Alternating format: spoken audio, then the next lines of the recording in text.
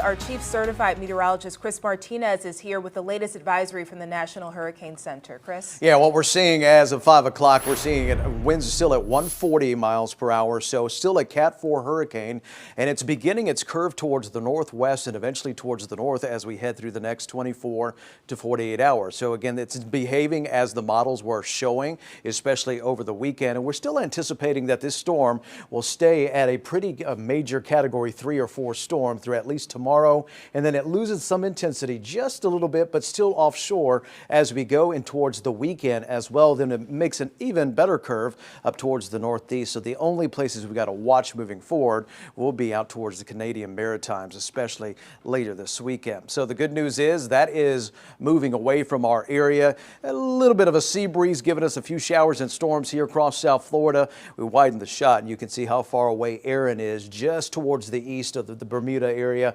and just towards the east of the Bahamas.